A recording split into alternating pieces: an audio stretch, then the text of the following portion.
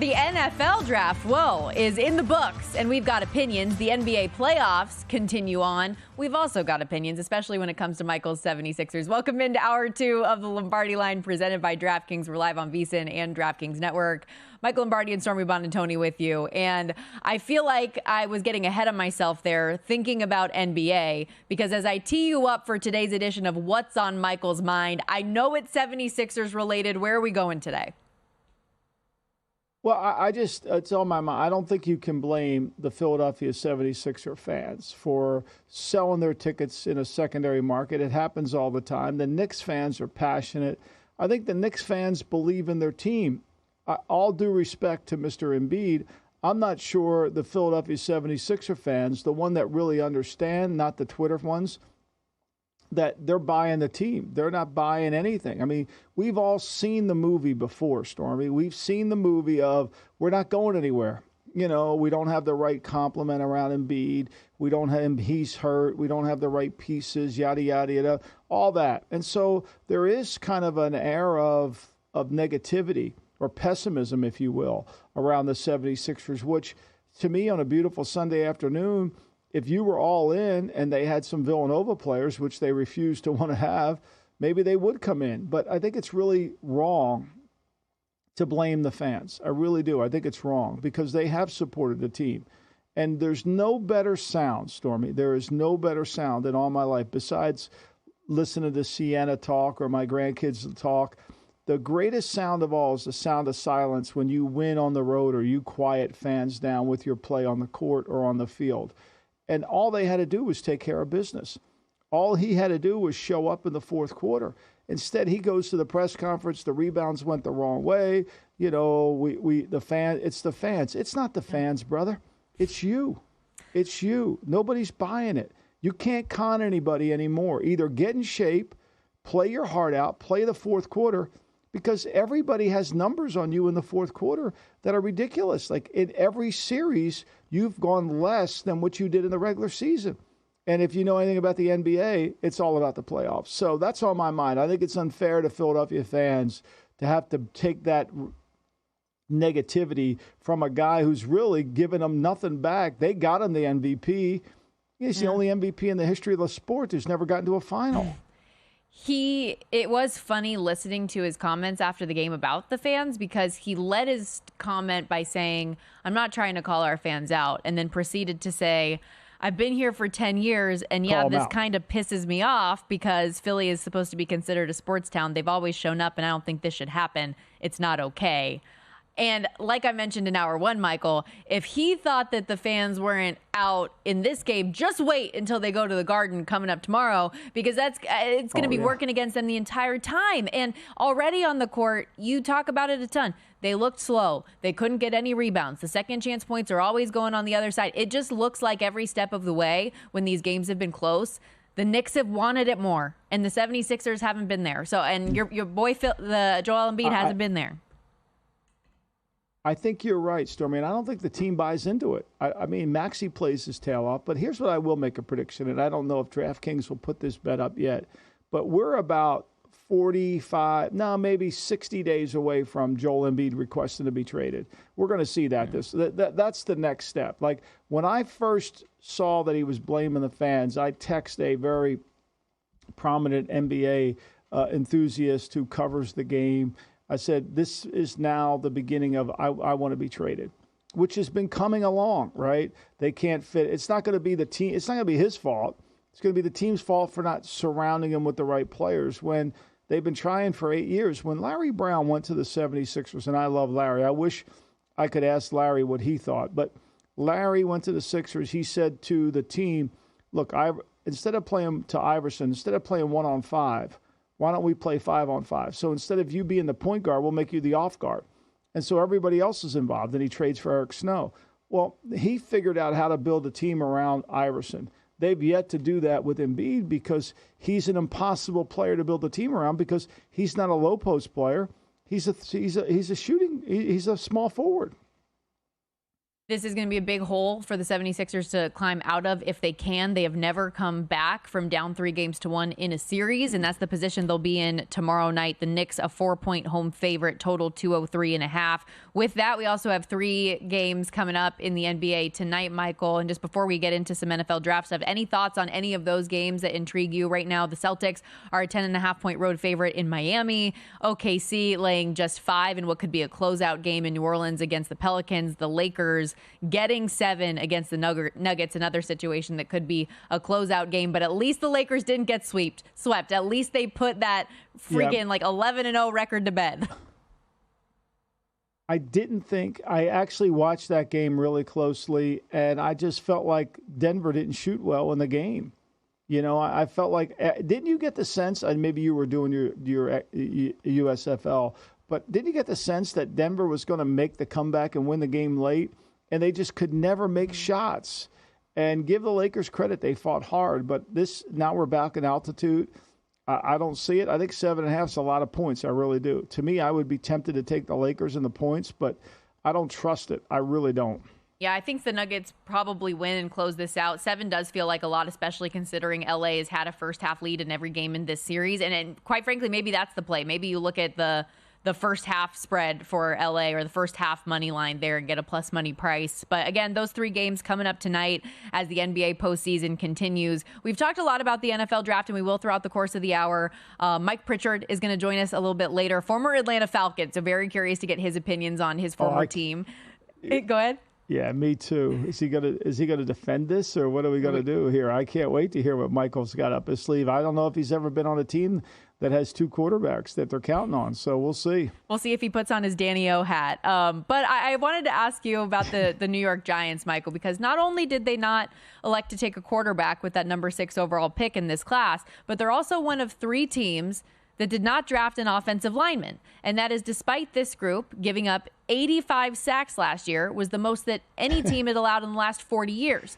But I'm curious, in your opinion, like, this is a team that I don't know if they haven't drafted offensive linemen well, or they just haven't been able to develop them well. Like, is Evan Neal a miss? Is John Michael Schmitz going to be a miss? Because they've had offensive line problems for the last decade, but even recent history, these guys haven't worked out. So how do you feel about the Giants and their O-line situation? Well, they put the spin out today that they were never trading up for Drake May. I know this is going to shock you, Stormy. They were never trading up for Drake May. Their interest was always Joe Alt. Really? Really? Well, really? Okay. You want us to believe this? You really want us to believe this? That you wanted to trade up for Alt, but you then picked the receiver at 6. You didn't think Latham was good enough? Okay? Like you thought Alt was that much of a player? Why wouldn't you have traded? I mean, if you were offering the package that you offered to New England, why didn't you just offer that package to Arizona? They would have done that. Arizona would have gone to 6 for you. They would have no problem going to 6 if you were going to throw in next year's 1. So, it's just all this stuff. You should never, and I want to underscore the word never, you should never leave a draft, and I've done it, so I've made this mistake, I've learned from it, without drafting an offensive lineman. They're the bloodline to your team. You've got to, right? Now, I know they've signed Runyon to play right guard. They signed Aaron Stinney to play left guard. Good luck, right? Mm-hmm. Illuminor, the Raiders' right tackle last year, is now going to come in. It's hard.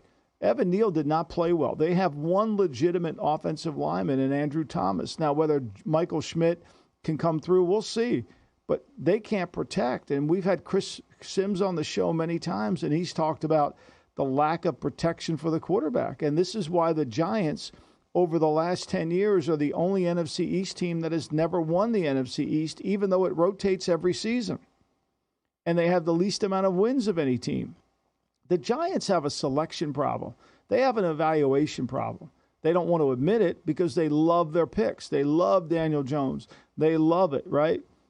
I just think, to me, this is a hard one. And when you have a line like they have, I think it's going to be really hard. It just throws me for a loop, Michael, because you think you give up 85 sacks, the offensive line allowed 27 on the interior. These are guys that just have not been able to hold up. And then you draft Malik Neighbors, so you say that you're investing in Daniel Jones, but he's also a guy that has a pretty decent injury history and is coming off a torn ACL, and you're saying, let's just run it back with the guys that wrecked all of our quarterbacks last year. I don't understand it. And maybe if they have an evaluation problem, they're just saying, okay, let's hands off and try to get better development internally with our coaching staff and see what we can make out of what we have. But this one was the head scratcher for me big time. Well, it goes back to what I've said to my friends who were at the Raiders when they traded for Devontae Adams. And it goes here for my friend Brian Daboll. I mean, the last position you fix on your team is the wide receiver. Are they going to be able to get the ball to Neighbors? I think Neighbors is a fabulous player, right? But Wendell Robinson was a good player for him, too. Jalen Hyatt got behind the defense for him last year, too. They just couldn't get the ball to him. Now, Waller's retired, so who's going to be the tight end? Look, the Giants are one of the few franchises in NFL history that have always been a size speed team, offensive and defensive linemen. That's how they won with George Young as the general manager. And they've gone away from that blueprint, and they've gotten into some areas where they have no business being. And they're back to those days in the 70s when they weren't very good. A playoff team just 2 years ago in year one under Brian Daboll. Now they're a minus 550 price to miss the playoffs altogether yet again. They're 10-1 in the division, the longest shot by far. Where do you think sit odds-wise in the NFC East? Dallas, a plus 125 favorite nationally. Eagles, plus 135. Washington Commanders, plus 750. And then, as I mentioned, the Giants, the longest shot as a double digit there. We're going to hit the break. When we come back, some folks stepping into the old office of Michael Lombardi coming off of the NFL draft, and lots more to get to. Excited to have Mike Pritchard back on the show this week. We'll be right back on the Lombardi Line.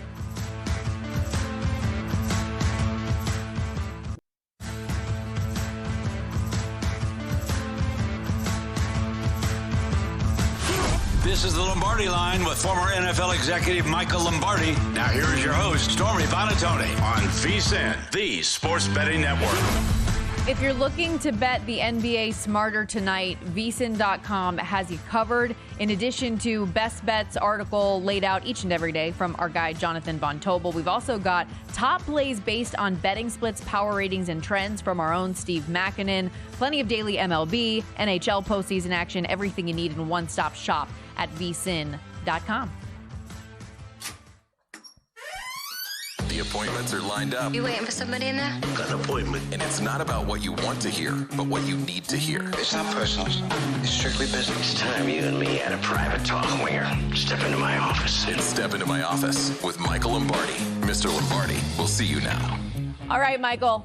Let's talk Kirk Cousins off the ledge here, because 6 weeks ago, he signed a deal with the Atlanta Falcons for 4 years, $100 million guaranteed in the first 3. Yet, instead of helping him out, giving him a little defensive support, Atlanta says, no, we are going to take Michael Penix Jr. at number 8 overall. Raheem Morris, their head coach, said Kirk does not have to look over his shoulder every time he throws a bad pass. But we know when he throws a bad pass, the fans are going to be coming out and screaming Michael Penix Jr. What does Cousins need to do to secure his QB1 spot, Michael? And how would you advise him given this situation?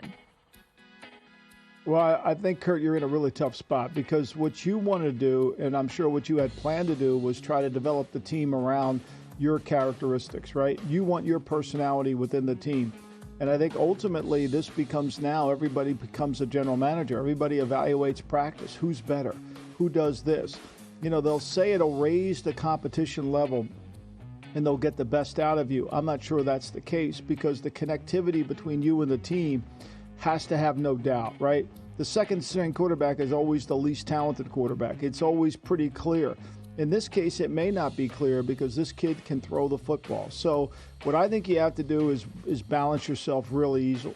Difficulty. You've got to show support to the young kid, because if you try to alienate him, the rest of the team's not going to buy into you. They're going to see it. And then you also have to command the team.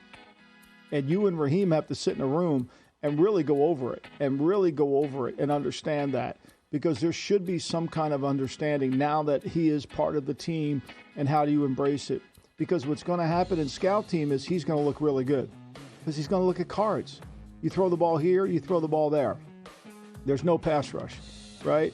And the players are going to see this, and they're going to say, wow, this kid's really good. So Raheem's got to do a really good job of reinforcing everything to you, and so does Zach Robinson. But you've got to be upfront and honest with everybody. You got to let them know how you feel. I don't like to say I feel bad for guys that are making the kind of money that Kirk Cousins is, but I feel bad for him in this situation. I feel bad for Michael Penix Jr. in this situation, too, because he might be, if not one of the most NFL-ready quarterbacks of this draft class. And now we hear that he could be sitting for 4 or 5 years if things go well with Kirk. So just very interesting situation. Another quarterback off the board early. Drake May goes number 3 overall to the New England Patriots, Michael. But there is belief and thought process, right, that he doesn't have to go in right away. He needs time to develop and could sit behind Jacoby Brissett this year. Take a listen to Gerard Mayo after the selection. I don't think many rookies are ready to just jump in and play. And look, at the end of the day, our philosophy is the best players will play. We're not sitting here saying that Drake is our starting quarterback. I think he understands that. He understands the things that he has to get better at. And, with coaching and, once again, the hard work and the coaches that we have, the support system from ownership, I think he has a chance to go out there and really play at a high level. You can talk about potential all you want to. Until you reach it, it really doesn't matter. That's what my dad always says. Potential doesn't mean blank yet, right? Like, it doesn't mean anything. So what does May need to do to reach that potential, Michael? Well, he needs to go back and start all over. Just go in there with an open mind and try to learn how to play the position the way they want him to play it. And really spend a lot of time on his fundamentals and his footwork. Like, he's got to really become a technically sound player and not just think he can do it with his athleticism. And don't be in a rush. Not saying don't compete, but just don't be in a rush. Take everything in. Learn from as much as you can. Take mental reps as much as physical reps because you're going to need it. You're going to need it badly. And go in there, keep your mouth shut, head down, and just do what they tell you to do and work twice as hard at it. And then after 6 months, we're going to see where this goes. Think of yourself as you're on this giant weight loss program. It doesn't matter where you start. It matters where we're going to be in 3 months, right? And so that's going to be the key. You've got to show improvement to yourself every 3 months. I think that's got to be what your goal is. Your goal isn't who's the starter. Your goal is how do I improve? Football version of a no-carb diet for Drake May. Got to keep it up. Absolutely. There you go. Absolutely. How about Bo Nix here, Michael? Because despite most mocks having Bo Nix as a fringe first-rounder, he ends up going number 12 overall to the Denver Broncos. Sean Payton calling him super intelligent and pushed against the assumptions that Denver could have drafted him later. Compared it to the Chiefs situation, taking Patrick Mahomes when they did. Said, oh, yeah, people were mad at them, said you could have gotten him later. No, you couldn't. How can Nix live up to that number 12 draft ranking? Just stop thinking about it because it only matters how you play, not where you get picked. You can't make anybody happy. Look at Brock Purdy. 7th pick, last player picked in the draft. He can't make people happy. People still doubt him. So don't worry about what other people think. The only person you really care about is the reason you're in Denver is because what Sean Payton thought. That's the only guy you got to make happy. You got to make him happy, and you got to do what he tells you to do. Everybody else is just block out the noise. Don't even listen to it. And if you win games, you probably won't get any credit because people have their minds made up about you. So they're going to write that it's the rest of the team that did it like they did with Brock Purdy. You got to take the Brock Purdy approach. Deal with your teammates, connect with them, and just listen to your head coach and block out all the noise. The people that don't know are the ones you can't let affect you.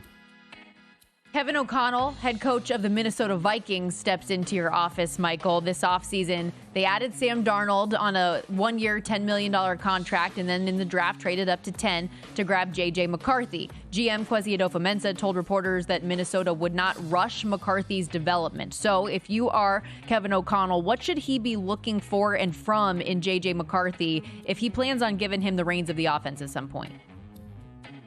Well, if he plans on getting him the reins, he's got to give him everything.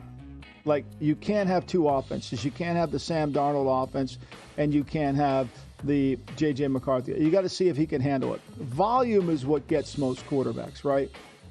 Volume. How much volume you get put on your plate to process and deal with. This is what Sean Payton was talking about when he was talking about Nix's ability intellectually. It's the volume.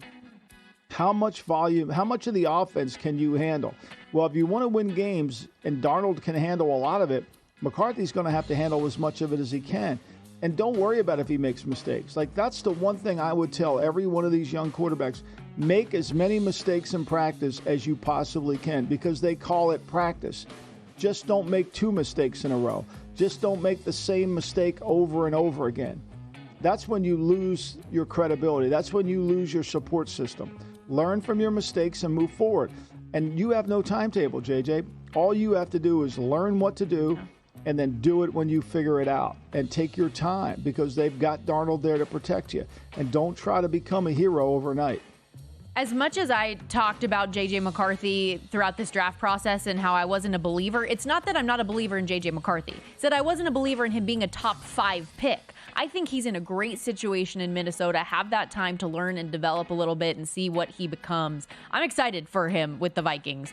Let's go to Phoenix, though, Michael, where the Suns be struggling after getting swept from the Minnesota Timberwolves. Their GM, James Jones, is in the office after adding Bradley Beal to a team that already included Kevin Durant and Devin Booker. They are out. What's next for the Suns? What would you direct James Jones on for his path in order for them to contend with this big 3?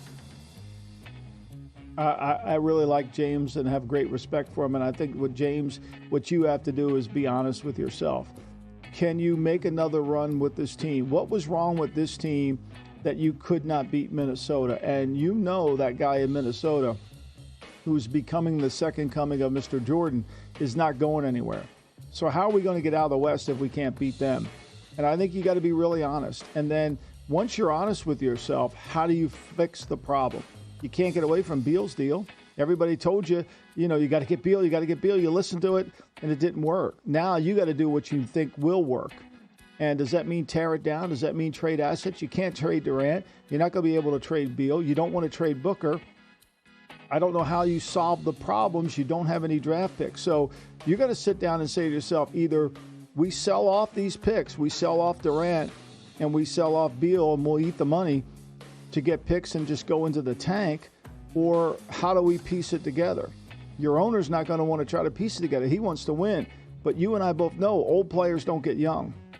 Old players don't get better. Yeah. Father time's undefeated, as they say, unless you're Tom Brady. I said it once earlier, and I'll say it again, Michael. When Booker, KD, and Bradley Beal were on the floor together in this series, they were minus 51, wow. The worst of any 3 players on any team in the playoffs here so far. We're going to hit the break. When we come back, VSiN's own Mike Pritchard, former NFL wide receiver, he'll join us, get his thoughts on his former Falcons selection at the top of the draft. We'll be back in a moment.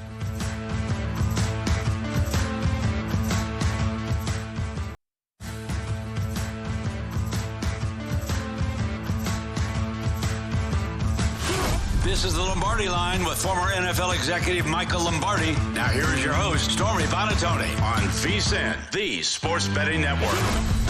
Welcome back into the Lombardi Line alongside former NFL executive Michael Lombardi. Stormy Buonantony with you as we continue to break down our thoughts on the NFL draft over the weekend, now that all of the names have been called. And to help us get into it a little bit farther, we welcome in VSiN's own Mike Pritchard, former NFL wide receiver, a guy who heard his name called early and who you will see has an Atlanta Falcons jersey behind him as a former member of the franchise. So you know where we got to start here, which was the biggest head scratcher for a number of people around the country when they heard Michael Penix Jr.'s name called at number 8 in this year's NFL draft. What was your reaction? I wasn't shocked. I wasn't surprised either.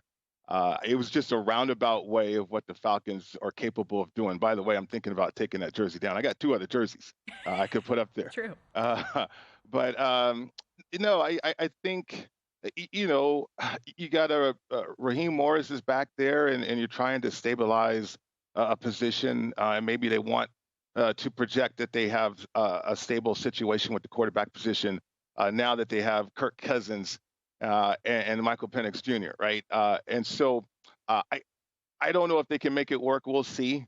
I don't know how front offices think a lot of times. Michael is the best to certainly convey that to everybody out there.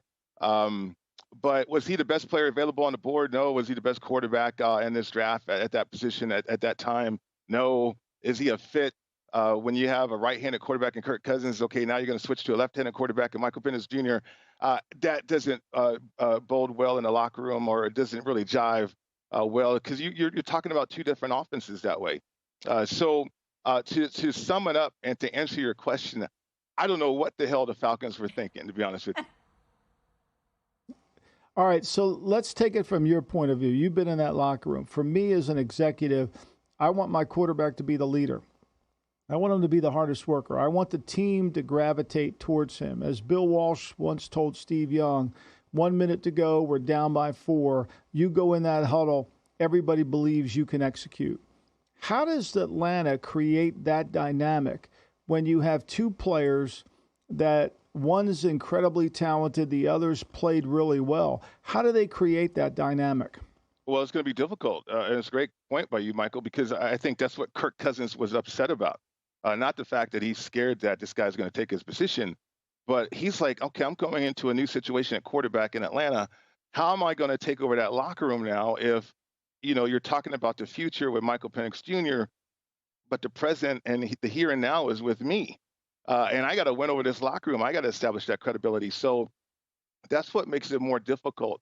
I think, and when you have front offices with one plan, and then the locker room has a different plan, that doesn't work. Everybody has to be on the same page. And it just doesn't seem like everybody's on the same page right now. I'll take you back to when I was there. Ken Herrock drafted Brett Favre. And in the locker room, we're like, man, this guy's a gunslinger guy. This guy is incredible. But yet Chris Miller was our starter, and Jerry Glanville wanted Chris to be our starter. So we had to fight that for a little while. And certainly Chris got hurt. Then they bring in Billy Joe Tolliver. We go to the playoffs. But I tell you what, I think as players, we missed out on an opportunity to play with a supreme talent. And Herrock recognized that. It's just the coaches didn't give that opportunity to us as players to play that out.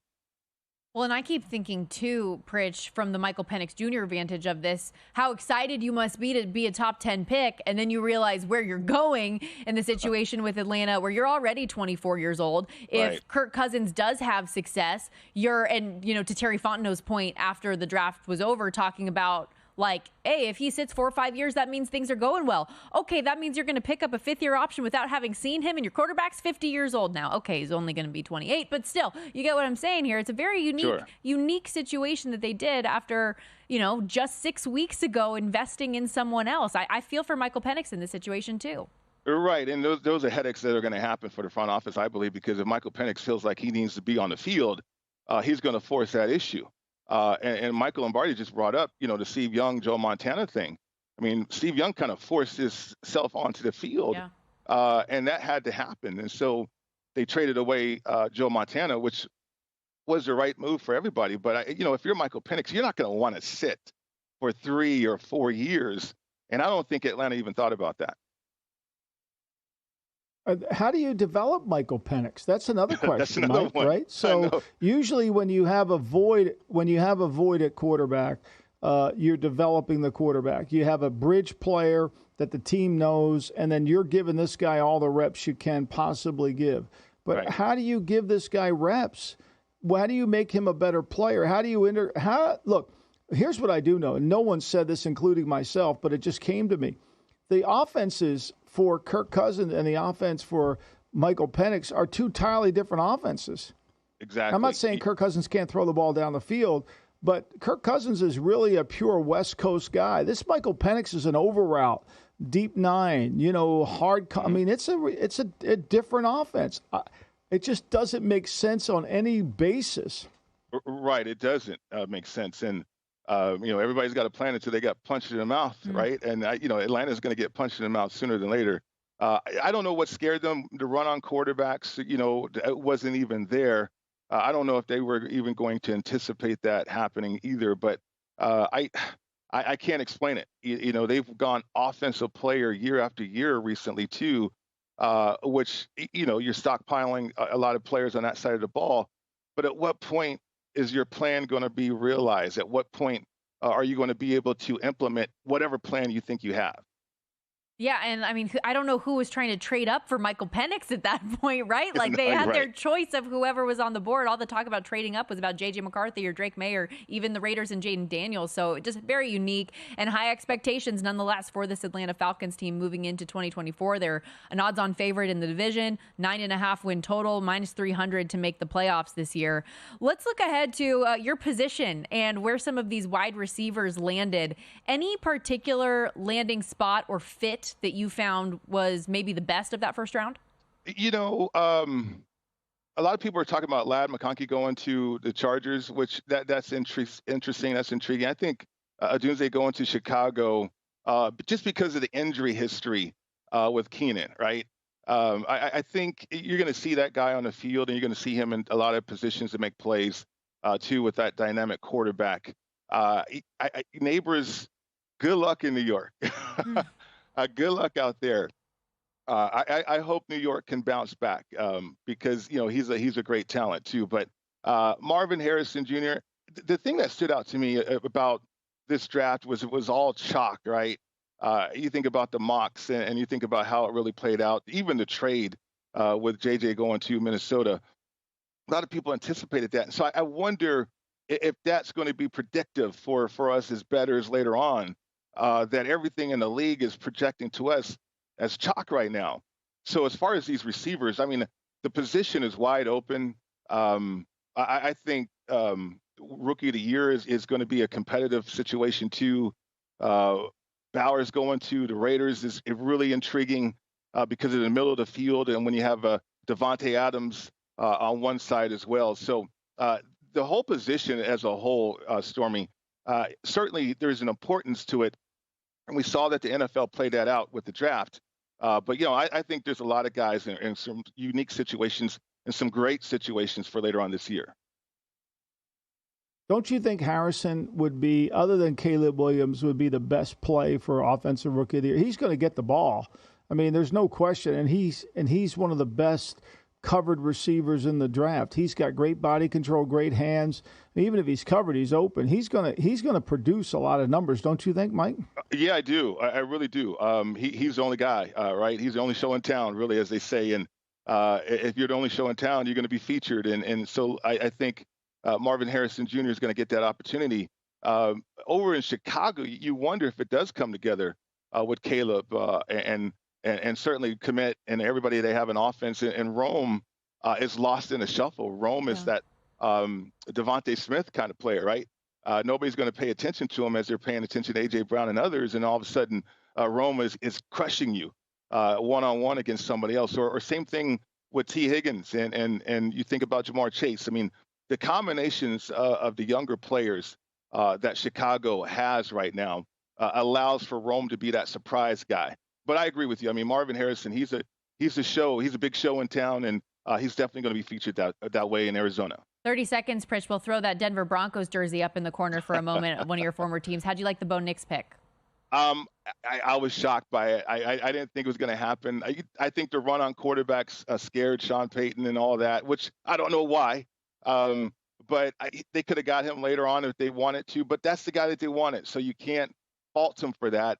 Can they make it work? It's a high-precision passing game. It's a short passing game. Bo Nix has been used to that for a number of years now. So maybe Sean Payton can make that work. Yeah, we shall see. You're awesome, Pritch. Great to have you. Great to be back with you guys. Thanks, Pritch. Thank you. Mike Pritchard, former NFL wide receiver. Always appreciate his time. We're going to hit the break, wrapping things up on the Lombardi line next. We'll be right back.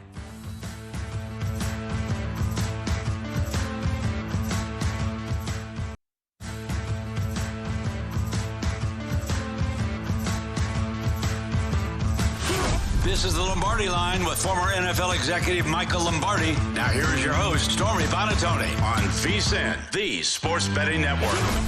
Don't miss out on any of the NBA playoff action at DraftKings Sportsbook, an official sports betting partner of the NBA. From now through the finals, DraftKings Sportsbook has you covered with same-game parlays. We love those SGPs, live betting, odds boosts, and more. Download the DraftKings Sportsbook app now and use our code VSiN. New customers that do bet $5 and get $200 instantly in bonus bets. That's VSiN, VSIN, only on DraftKings Sportsbook. The crown is yours. Travis Kelce getting older, but he and the Chiefs believe, Michael, still plenty of football left as he reportedly signs a 2-year extension that will make him the highest paid tight end in the league, according to Ian Rappaport. What do you make of the news?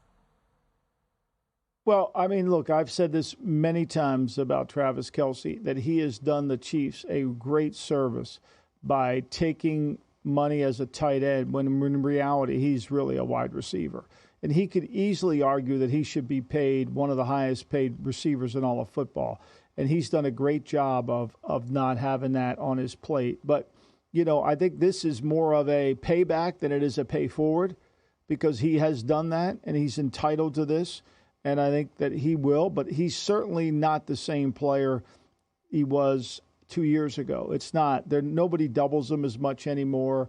But he's still effective. That doesn't mean he's not. He's just not the oh my gosh, you know, how we handle them? We got to have the right matchup. But I think this is really a great gesture by the Chiefs of paying him back for all the years that he's really been one of the few players in the league like Tom Brady and like others that have taken less money, even though he could have held out for a lot more. Trust me, he is a legitimate receiver. And for him to average 14.3 on an average salary when Christian Kirk's getting 18, when some of these guys are getting 30, it's bizarre. It's bizarre. But because he's labeled a tight end, he can't really argue outside the franchise. But we all know what it is, and I think this is a reflection of that. Sure. Had 7 straight 1,000-yard seasons prior to this past year where he came up just shy, 984. But give Travis Kelce credit because even though this season you could tell that he wasn't the same player as you referenced, he came alive in the postseason, right? And did what he needed to do in crunch time in those big games to put the Chiefs in a position where they are trying to three-peat as Super Bowl champions for the first time in NFL history. Well, and he's going to be 35 going into next year. And we know that usually that wall is going to be hard for him because here's what he was winning with. He was winning with his quickness and his speed. And if he can't do that, then all of a sudden the matchups don't favor him. But I think the Chiefs have changed what they do offensively. You know, they're not asking him to be the guy. They're run the ball more, and Mahomes is still able to get him the football. But great route runner. Look, the guy's a great receiver. He's a Hall of Fame receiver. He's not truly a tight end. But unfortunately, he had to take that money as a tight end. He's been underpaid every year. The Chiefs, by the way, Michael, over the last couple weeks have leapfrogged the San Francisco 49ers as favorites to win the Super Bowl and to three-peat, as I mentioned there. What did you think about the draft and the way this team is put together as they do look to make history? Well, the Chiefs still have a wide open now. They drafted a kid from BYU to be the left tackle. Can he be the left tackle as a rookie? We're going to find out, right? We knew the Chiefs went into this draft with really a problem, and I can't say Kingsley's name, but they drafted him to be the left tackle in the second round. They traded up to get him. They had to. I'm not as, everybody's, Worthy, he's so fast. Well, when he comes in the game, everybody's going to say, watch out for Worthy running a deep route. He's 160 pounds. Tyreek Hill was not a light player. He played running back at Oklahoma State. He was hard to tackle. He was a great running back at Oklahoma State, had quickness and speed. And so, this is an apple and an orange conversation. And look, just because the Chiefs liked him doesn't necessarily mean they get the receiver position dead right every time. Sky Moore hasn't played nearly his level of a second-round pick. Hardeman never played his level of a second-round pick. So, look, and our boy Tony, even though, we know he's still a good player because Danny O said that there's only been 3 busts at the receiver position and didn't have Tony in there. So we know he's obviously a good player, but he don't play very well for them. The left tackle, by the way, Sumataiya Kingsley's last name. I was practicing See, you that. scouted. You knew him. You were on that sideline in Provo. You were just firing that bad boy off. I love it, Stormy. BYU all too well. Another contract, Michael, that got done. Patriots and defensive tackle Christian Barmore agreed to a 4-year extension, max value $92 million, $41.8 in guarantees. It is the largest non-Tom Brady contract in Patriots franchise history. It's really somewhat remarkable that they would – I don't know how Barmore got there, because Belichick can't draft at all. We know this. They've signed mostly all the players that were on his team. So Barmore must just have come because he wanted to go shopping at Patriot Place. I mean, clearly that's the case because there's no chance because the Kraft family has been putting out for 4 or 5 years that Belichick can't draft. I mean, that's been the rhetoric that's come out, and it's captured the nation. That's all everybody says. You can win Super Bowls, but you can't draft. Would you rather be a great drafter or win a Super Bowl? You decide. So for me, this is shocking. And the fact that they've signed almost all the players that were on the team last year, I mean, it's kind of comical, right? It's kind of comical. And again, you know, what surprised me so far, Stormy, is how there's been no attempt to sign a kicker. Like, Ryland was one of the worst players in the league last year. Now, he may be great in practice, and they feel that way, but when it's come time to make a kick, you can't trust them. I mean, the Rams even were saying to themselves, and I think the Rams were not quite as bad as the Patriots, but the Rams knew they had to get a kicker. They drafted that kid in the 6th round. They couldn't go another year without a kicker. Michael, and it's tough to go with a rookie kicker. Yeah, they need to go to the UFL, I'm not kidding, and sign Jacob Bates and get ASAP. That kid. Yes, that is what they need to do. There are 2 kickers in the UFL this year that should get NFL jobs. Can you sign those guys now? No, not yet. Can you sign them now, Stormy, for the few? You have to wait. Yep. Well, maybe that's what I mean, I would pay that kid whatever it took to get him if I were the Patriots. Yep. Whatever it took. Hitting a couple of 64-yard field goals in the UFL, just throwing that out there. Last thing before we head out of here, Michael, and we referenced it a little bit earlier, but I know it's top of your mind, is all of this conversation about the Giants and Joe Alt and a potential smokescreen that's the guy they really wanted all along. They weren't going to take a quarterback. Take us through that situation, your thoughts on it. Well, I mean, okay, they can say it, all right, but once New England declared that they weren't interested in trading the pick and they were going to pick Drake May, the Giants retreated like a bad army. They had no interest in trading with Arizona, and Alt would have been on the board. They offered look, I think even ESPN reported the package that they offered the Cardinals, they offered the Patriots. They offered a number 1 pick in the next year. You don't do that if the Patriots don't want him and you want Alt, then why wouldn't you just offer the same thing to the Cardinals?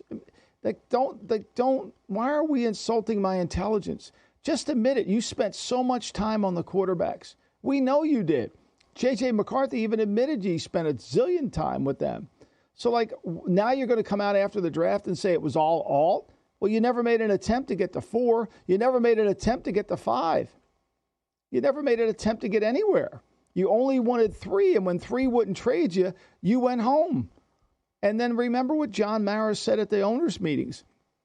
If they like a quarterback, if they're in love, well, I'll sign off on it. Well, they did. They loved May.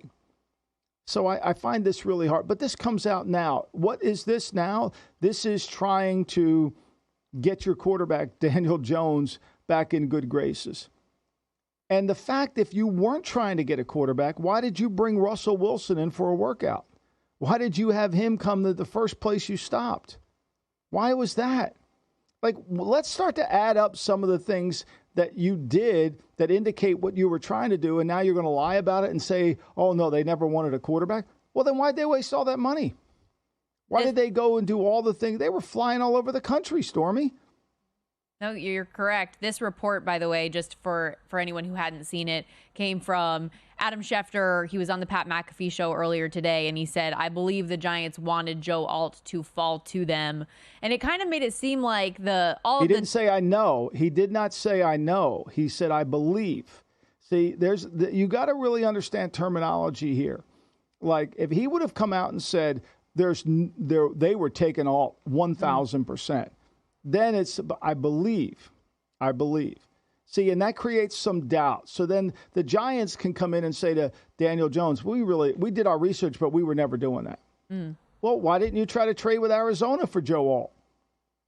And is there that significant of a drop-off between, from an offensive line standpoint, between Joe Alt and J.C. Latham, who was sitting right there at that time as well?